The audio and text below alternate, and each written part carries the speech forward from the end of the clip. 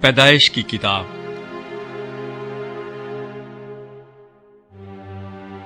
38واں باب۔ یہودا اور تمر۔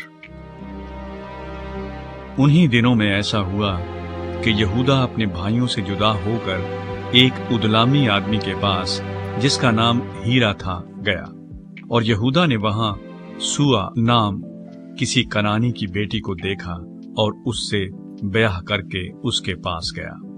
وہ حاملہ ہوئی اور اس کے ایک بیٹا ہوا جس کا نام اس نے ایر رکھا، اور وہ پھر حاملہ ہوئی اور ایک بیٹا ہوا اور اس کا نام اونان رکھا۔ پھر اس کے ایک اور بیٹا ہوا اور اس کا نام سیلا رکھا۔ اور یہودا قزیب میں تھا جب اس عورت کے یہ لڑکا ہوا۔ اور یہودا اپنے پہلوٹے بیٹے ایر کے لیے ایک عورت بیاہ لایا جس کا نام تمر تھا۔ اور یہودا کا پہلوٹا بیٹا ایر خداوند کی نگاہ میں شریر تھا، سو خداوند نے اسے ہلاک کر دیا۔ تب یہودا نے اونان سے کہا کہ اپنے بھائی کی بیوی کے پاس جا اور دیور کا حق ادا کر، تاکہ تیرے بھائی کے نام سے نسل چلے۔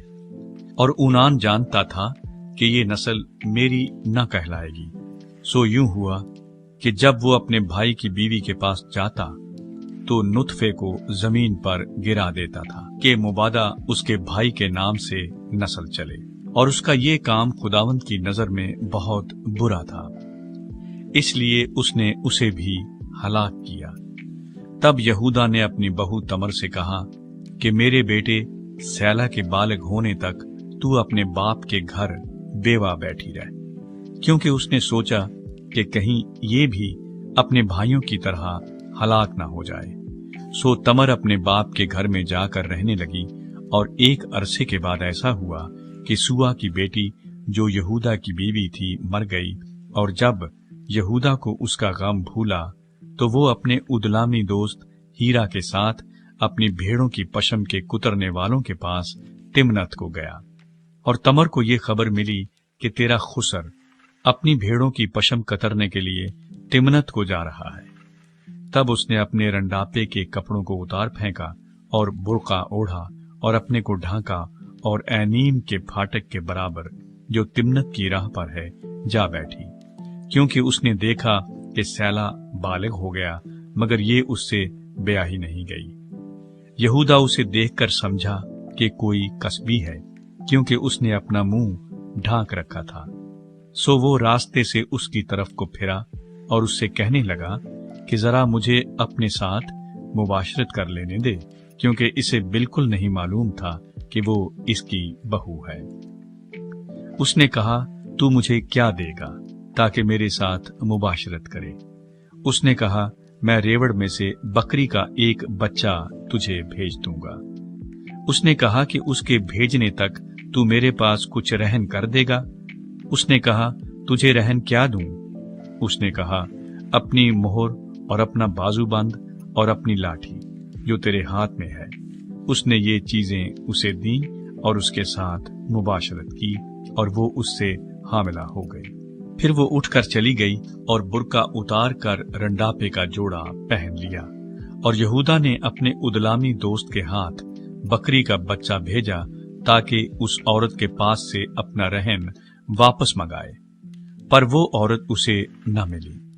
تب اس نے اس جگہ کے لوگوں سے پوچھا کہ وہ قصبی جو اینیم میں راستے کے برابر بیٹھی تھی کہاں ہے؟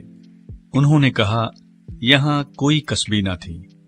تب اس نے یہودا کے پاس لوٹ کر اسے بتایا کہ وہ مجھے نہیں ملی، اور وہاں کے لوگ بھی کہتے تھے کہ وہاں کوئی قصبی نہیں تھی۔ یہودا نے کہا خیر، اس رہن کو وہی رکھے، ہم تو بدنام نہ ہوں۔ میں نے تو بکری کا بچہ بھیجا، پر وہ تجھے نہیں ملی۔ اور قریباً 3 مہینے کے بعد یہودا کو یہ خبر ملی کہ تیری بہو تمر نے زنا کیا اور اسے چھنالے کا حمل بھی ہے۔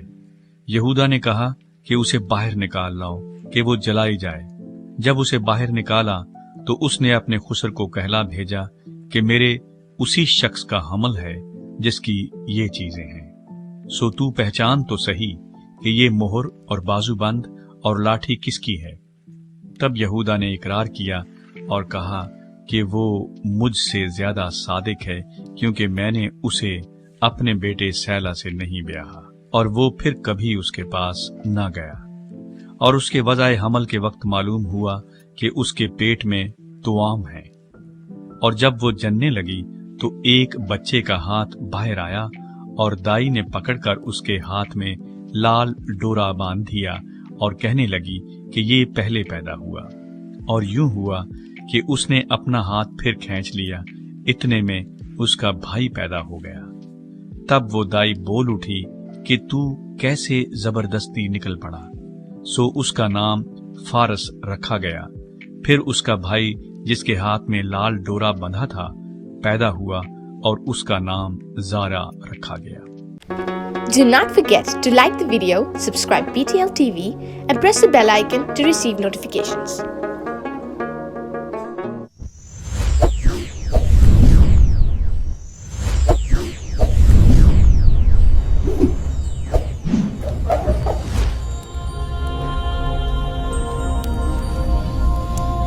Jesus is the light of the world.